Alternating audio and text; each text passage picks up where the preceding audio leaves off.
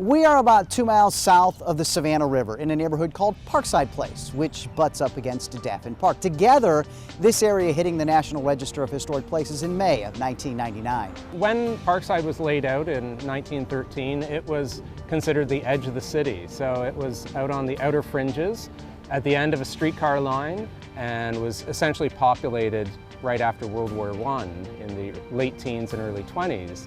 Parkside is relatively small, 20 square blocks. The name derived from its proximity to Daffin Park, which was named after Savannah's first chairman of the Park and Tree Service.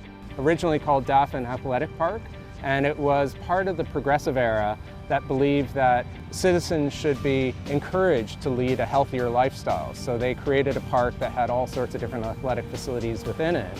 And those have evolved over time, but essentially the park was conceived of as a city park, something for everybody. I mean, it's a Beaux-Arts masterpiece. It's really a beautiful area. We love Grayson Stadium and being able to go watch ball teams play.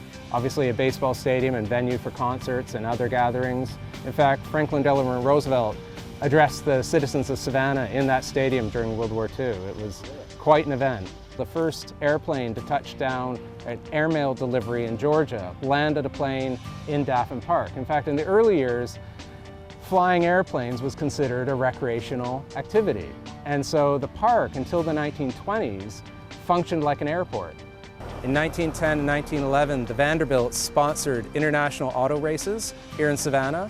Savannah was a really early advocate of automobile technology. Where we're standing were the grandstands that were at the beginning and the end of the race, and they came tearing down Waters Avenue. Years before the races, before the park was named, the land was used for horse racing, with grandstands and all. Today, the view from world-famous Victory Drive starts on the west with a sprawling lake and fountain. And the original swimming pool was the lake, and it took the shape of the continental United States. So even today, if you look at the shape of the lake from, say, from the air, there's the vaguest recollection of the shape of the continental U.S. And the swimming pool that had been shaped like the continental U.S. was re-landscaped, and the big fountains, like the one you can see behind me, were added as part of a renovation project to celebrate the Olympics. And so the pavilion that sits in the middle of the lake that has the Olympic symbol on the top of it, as well as the two fountains, are a legacy project that remind us that Savannah was a co-host of those Olympics. While the proximity of the park plays a big role in the daily life for many in the neighborhood, it's the quaint closeness of the many craftsman-style, colonial revival, and Tudor revival houses that contribute to the true friendly feel. There's kind of a neighborhood porch culture here. You can talk to your neighbor across the road. And so that sense that people can interact with one another and is a kind of quality that actually planners and architects now are trying to rediscover in suburban neighborhoods. I see Parkside as a real neighborhood, and with a neighborhood I think you get community, and that's the difference between sort of a development and a neighborhood.